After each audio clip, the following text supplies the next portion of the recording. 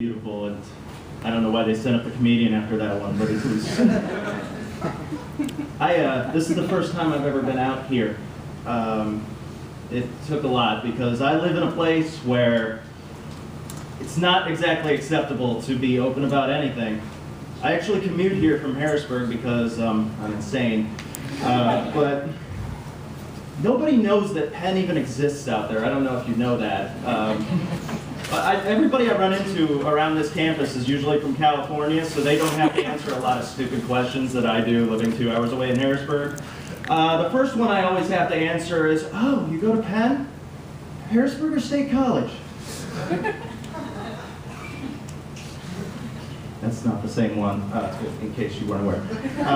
But being transgender, coming out and telling people that aren't exactly familiar with it, you tend to get a lot of stupid questions about that. I'm sure some people here can relate to that. I think the stupidest question I always get is, oh, you're transgender. Did you get the surgery yet? You know what that means, don't you? Have you had it chopped off yet? I'm just wondering. Oh, when did that become acceptable? When did it become acceptable to walk up to someone whose gender you've just found out and ask them a question about something that's going under their clothes? Can I walk up to a cis woman and just say, oh, I just realized you're a woman. Do you have pepperoni nipples or just tiny little ones? I'm just asking. I'm just asking. I just found out you're a woman. I figured that was where to go from here. Oh, you're a cis male. Are you circumcised? I can't really see it through your pants. You should wear yoga pants so it's more obvious. Another stupid one I get, and believe it or not, I have gotten this more than once. Are you sure you're transgender? Are you sure you don't have multiple personality disorder? Right, like I wake up every day and I'm just like Schmeagol going, Master, the rents are the suit pressure. Now, the rents are the dress.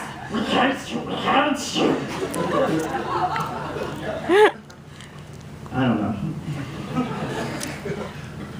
The other one I got, I started doing this a couple months ago after I first came out, and a couple of them said, well, why would you want to be a comedian? Eddie Izzard already does this. I'm going to bet there are some slight differences between me and Eddie Izzard. First of all, I don't have the fast British accent, and I can't really speak that fast, and I'm not making muses, but the other thing is, when did one identifying characteristic become the template for whether or not you can be a comedian? Did Louis Black just show up one day and they said, Billy Crystal's already here, we have a Jew. Damn it, Eddie Murphy, Bill Cosby's already here. And you know what? That joke was safe until like 2 weeks ago. Damn it, Bill Cosby, what is wrong with you? I think a lot of these stupid questions come out because most people's exposure to trans anything is limited to the Rocky Horror Picture Show, which isn't exactly an accurate representation of the trans lifestyle. I mean, they live in a castle and they're insane, alien, sex-obsessed, weird dance party, whatever, which is really unfair because I was born on this planet, but everything else. But to nobody's surprise, I'm sure, I played Dr. Frankenfurter in the stage show. And I have to be honest, I wish everything in my life could be treated like the way Dr. Frankenfurter treats visitors. I wish I could go to a bar and have Dr. Frankenfurter as my bartender.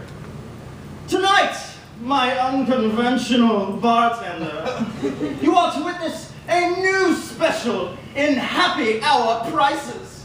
And paradise is to be Guinness! You know, Tim Curry wasn't exactly subtle in that role. But I will give you an image that will never leave your head. Someone who would have been less subtle, so to speak. Has everyone here seen Dumb and Dumber? No. Do you know who was originally supposed to play Jim Carrey's role in Dumb and Dumber? Nicolas Cage. Next time you watch that movie, picture Nicolas Cage being Lloyd Christmas. That's as good as money, sir. That's an IOU. $275,000. I want to hang on to that one. It's really great to get up here and talk like this in front of people who aren't going to beat me up after the show, except for maybe the Bill Cosby joke, I don't know. But if you're ever worried about whether or not you should do something, or whether or not your dreams are achievable, I want you to remember that Tommy Wiseau made a movie.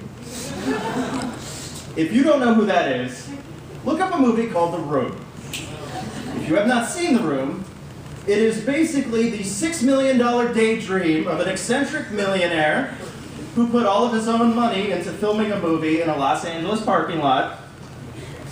He has an indistinguishable accent, and nothing he says makes any sense whatsoever. To give you an example, his 20-year-old girlfriend that he's been with for 7 years, yeah, tells his mother that he's been hitting her, which of course he hasn't. So he walks up into the roof and says, verbatim, "I did not hit her. It's not true. It's bullshit. I did not hit her. I did not." Oh, hi, Mark. Anybody who's seen that movie can verify that. That is exactly how he performs it. So if ever you're going to let anything stop you from doing whatever the hell you want to do, you remember that guy. Because that guy had every single person in his life telling him that he could never do it, that he could never in his entire life make a movie or star in a movie. And despite how depressingly horrible it is, he wrote, produced, edited, starred in, and put out his own movie, and it is still being shown to this day in cult movie weekends with the Rocky Horror Picture Show. Thanks for letting me achieve my dream here tonight.